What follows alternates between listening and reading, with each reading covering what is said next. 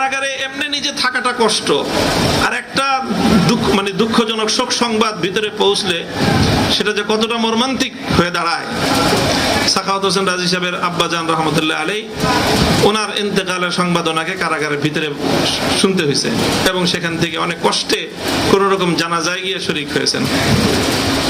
আমাদের সাথে যে কাজগুলো করা হয়েছে সেগুলো এতটা অমানবিকতা না করলেও হতো আমাদের সাথে। জানাজায় যে যেতে যেতে ওনার জোহরের সময় জানাজা হওয়ার কথা, সেই জানাজা পৌঁছতে পৌঁছতে রাত 11টা বাজছে ওনার।